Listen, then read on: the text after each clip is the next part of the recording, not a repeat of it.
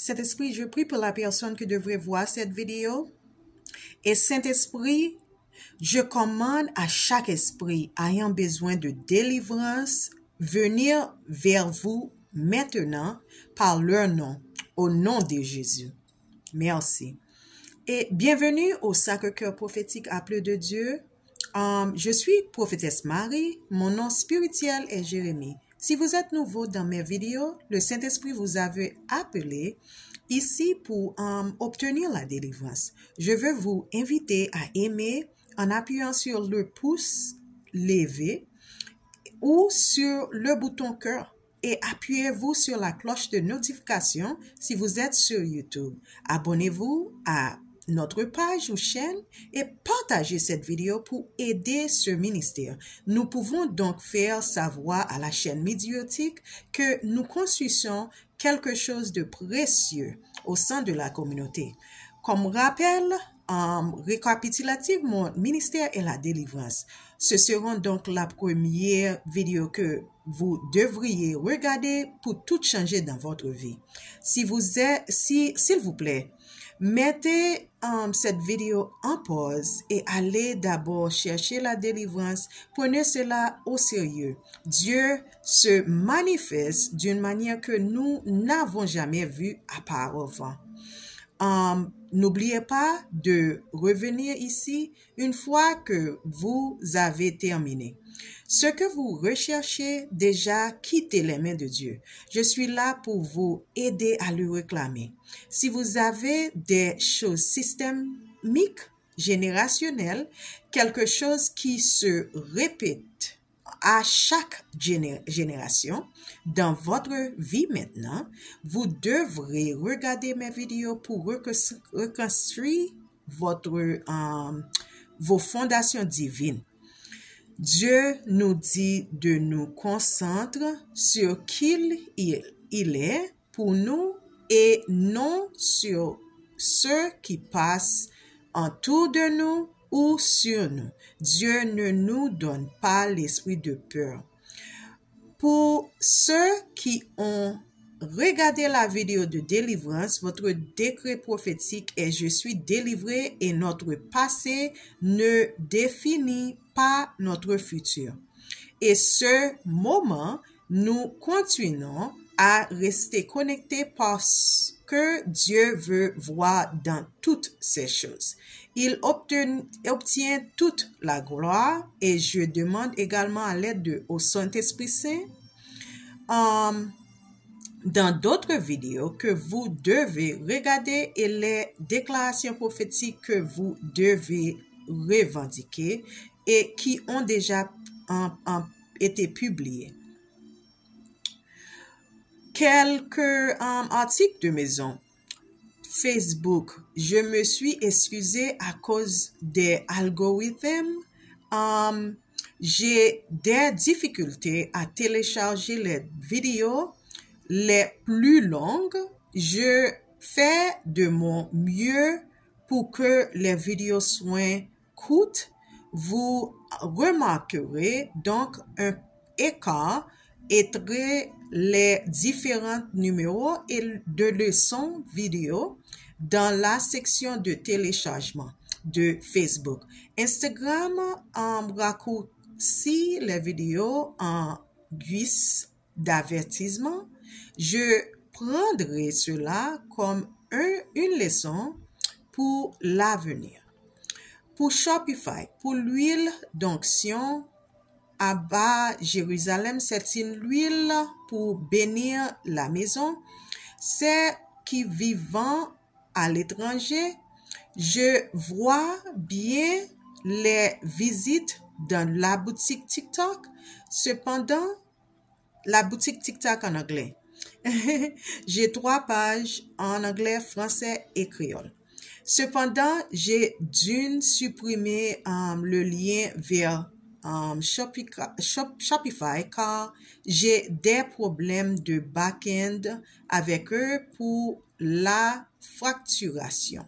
Je suis facturé plusieurs fois pour moi alors que leur abonnement AutoDS indique une fois par mois.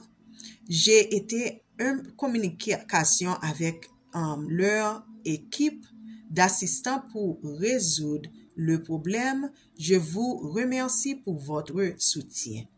Que Dieu continue à vous fournir des graines de semer partout où vous allez.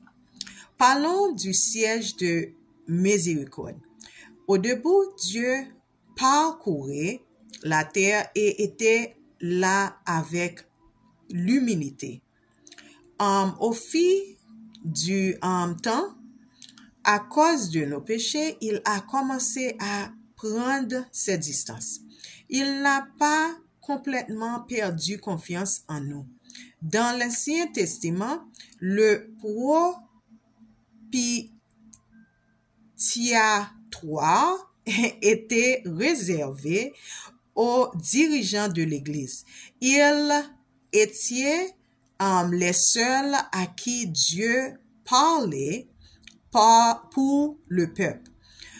Pourtant, grâce au salut de Christ, nous pouvons désormais aller nous-mêmes à Dieu.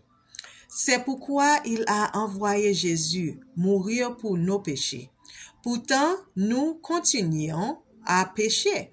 Tous les péchés sont jugés de la même manière aux yeux de Dieu. Quand Dieu vous montre miséricorde et compassion, cela change tellement de choses chez vous. La miséricorde de Dieu est la clé pour recevoir les meilleures bénédictions du ciel. Lorsque Dieu vous montre miséricorde, vous entrez dans une saison de restauration divine. Demandez à Dieu sa miséricorde et son pardon, en particulièrement pour les mensongers. Dieu déteste les mensonges. Et comme mentionné dans Proverbe 12, verset 22. Je vois dans le domaine de l'esprit un mensonge, c'est comme si vous aviez commis un meurtre à ses yeux. Aucun péché n'est meilleur qu'un autre. Un péché est un péché. Plutôt que de considérer le péché comme une multitude de péchés et que personne n'est parfait. Regardez plutôt pourquoi c'est un péché en premier lieu. Ce faisant, vous apprendrez à apprécier Dieu encore plus. Il a fait de ces choses des péchés parce qu'il veut du bien pour nous. Parlons de la rapture des alliances destructrices contre vous. Dieu m'a montré dans le domaine de l'esprit que beaucoup d'entre vous ne saviez pas que lorsqu'il a maudit Adam et Ève dans le jardin, vous étiez également maudits, mentionné dans Genèse 3, verset 17. C'est une malédiction de désobéissance. Vous voyez que avant Christ, personne n'allait au ciel. C'est dire à quel point de vue de Jésus était significative. Mentionné dans Jean 3, verset 13. Certains d'entre vous diront, peut-être qu'Enoch et Élie sont allés au paradis sans mourir.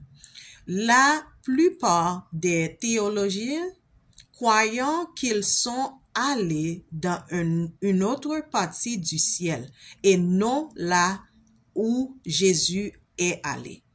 À cause de toute la saleté qui a été placée sur vous, cela a permis à l'ennemi de prendre pied dans votre vie. Je vois dans le domaine de l'esprit que cette malédiction et cette saleté que vous aviez donnée à l'ennemi une raison de vous maudire en vous imposant son fardeau. Cette prière leur remettra le fardeau là où il appartient. Je vois aussi que cela fera pâtir l'ennemi. Pour ceux qui ne sont pas baptisés, c'est la délivrance. C'est la dernière étape avant que les choses ne changent, toutes les choses changent dans votre vie. Vous devrez prendre la décision de vous faire baptiser. Si vous ne savez pas exactement ce qui vous est arrivé lorsque vous étiez enfant, vous devrez vous faire baptiser. Ok, pourquoi se faire baptiser? L'acte du baptême est de purifier vos péchés. Cela symbolise la même manière dont Jésus est mort et est ressuscité des morts. Vous aussi, vous êtes ressuscité des morts grâce à cet acte. Une fois que vous serez baptisé, l'Esprit Saint viendra sur vous, tout comme il l'a fait lorsque Jésus s'est fait baptiser. Il s'agit d'une annonce dans le domaine spirituel que vous avez l'autorité à travers Jésus. C'est pourquoi lorsque Jésus, Dieu, a baptisé, Dieu a parlé à travers une portail pour dire c'est mon fils dont je suis content. C'est mentionné dans 2 Chroniques 16, verset 9, Acte 1, verset 8, 2, 33, verset 36, 2, verset 3 à 5, 5, verset 3 à 4, 11, verset 14 à 15, 19, verset 6, et Jean 15, verset 26, Galates 5, verset 22 à 23, et Luc 1, verset 35, et 3, verset 22. Et le Saint-Esprit viendra également avec vous comme guide. Si vous n'êtes pas baptisé et que vous vous sentez perdu, c'est pourquoi c'est mentionné dans Jean 14, verset 26, Acte 1, verset 5, Galates 5, verset 16 à 26. Quand Jésus est mort, il a laissé un héritage. Un héritage est activé après le décès d'une personne. C'est mentionné dans Hébreux 9, verset 15, déclare. C'est pourquoi Christ est le médiateur d'une nouvelle alliance, afin que ceux qui sont appelés reçoivent l'héritage éternel promis maintenant qu'il est mort en rançon pour les libérer des péchés commis sous la première alliance. Comment devient-on libre? Par son sang. Le sang de Jésus nous donne de la puissance dans nos prières en remplaçant les sacrifices qui étaient faits dans l'Ancien Testament par son sang. Parlons de briser les mauvais esprits et autels générationnels, de lait et l'imitation. Dieu m'a montré dans le domaine de l'esprit que l'ennemi qui rend la vie difficile dans votre quartier utilise un autel générationnel. Les parlants de Dieu disent, vous devez laisser un héritage à vos enfants. Tout esprit essayant de s'opposer à cela utilise des autels générationnels. Comment sont-ils si puissants? Ils ne travaillent travaillent pas seuls. Ils ont des compagnons et leurs descendants. Ils travaillent en réseau en entrant dans notre système alimentaire. J'ai vu dans le domaine de l'esprit que ces aliments que nous achetons sont sacrifiés à d'autres dieux et nous ne le saurons pas. Dieu seul serait ce qu'ils font derrière des portes fermes. Alors Jésus m'a demandé d'intercéder en votre faveur et que tout cela incline devant lui. Votre confirmation à ce sujet sera que vous aurez envie de vomir.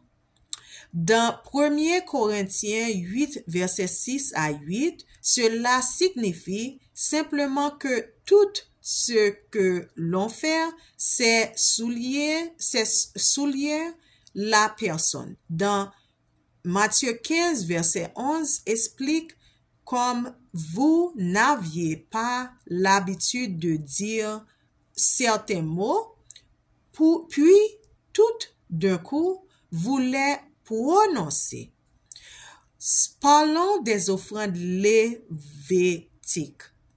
On n'approche jamais un roi sans cadeau ou ne va jamais à la fête de quelqu'un les mains vides. Cela montre un acte de respect et de gratitude pour l'invitation. C'est la même chose avec Dieu. Vous ne vous approchez jamais de Dieu sans un sacrifice. Dieu ne veut pas vous donner la prochaine instruction dont vous avez besoin tant que vous n'êtes pas à proximité de l'envoi où il veut que vous soyez. La bénédiction est dans l'obéissance. Dieu vous a préparé à tout ce dont vous avez besoin pour entrer dans ces environnements où se trouvent vos bénédictions. Dans le livre du Lévitique, après que Dieu ait libéré le peuple de l'esclavage en Égypte et les emmené envoyé pour se reposer à l'abri du danger. Pendant ce temps, il a demandé au peuple par l'intermédiaire de Moïse de faire tous ces sacrifices et son nom, tout en ayant la foi qu'il les emmènera vers la terre promise. À l'époque, Dieu a demandé différents types de sacrifices, mais grâce à Jésus, nous pouvons utiliser son sang dans la prière pour offrir les mêmes sacrifices à Dieu afin qu'il puisse nous conduire à sa volonté pour nos vies. Et tant que chrétiens, nous nous concentrons beaucoup sur le Nouveau Testament, mais nous oublions ce dont on nous a parlé dans l'Ancien Testament. Oui, Jésus est venu pour effacer nos péchés, mais le mal dans le monde existe toujours. Si nous ne prions pas pour permettre à Jésus d'être notre offrande et continuons à pécher, alors nous nourrissons le démon du péché. Nous ne pouvons pas aller là où nous allons et oublier d'où nous venons. Si Dieu est l'essence du bien, Azel est un démon maléfique ou un Dieu monde qui se nourrit des péchés du peuple. C'est deuxième interprétation vient des scribes juifs, ou plus précisément du premier livre d'Enoch, que on a retiré dans la Bible, que Dieu m'ont fait à lire, et des nombres qu'il détaille la nature d'horrible d'Azuzel. En Nombre, chapitre 23, verset 7. OK? L'Ancien Testament donne un contexte au Nouveau Testament. Alors, commençons. Cette prière est inclus dans votre délivrance. Tu prends des contacts du téléphone dans votre main avec la permission de Dieu du ciel, Alpha et Oméga, au nom de Jésus-Christ de Nazareth, par le décret du ciel, sous le mandat du calvaire. Je prophétise avec la puissance de Dieu. Nous déclarons, décrétons et déclamons la victoire chaque jour, à chaque temps divin, zeptoseconde, ou la plus petite mesure du temps, de temps est notre bâton spirituel, notre autorité sur chaque atmosphère, sur les personnes retirées de nos vies, lieu que vous nous envoyez en mission, y compris celle sur nos héritages et les héritages que nous laissons à nos enfants, voisins, ennemis, leurs compagnons et lignées. Sur notre propriétoire, à cause de l'acception de nos offrandes lévitiques par Jésus-Christ et de l'ouverture de notre portail divin, pour que votre bénédiction tombe sur nous. Sur ces alliances générationnelles destructives et la malédiction de la désobéissance et tous les esprits héréditaires, et sur ces autels générationnels, ange noir, alliance satanique, malédiction, sort, force, esprit, juk, chaîne, limitation, iniquité et toute transgression et forteresse, chaque jour au nom de Jésus-Christ, comme votre accord actif, dites Amen. Merci.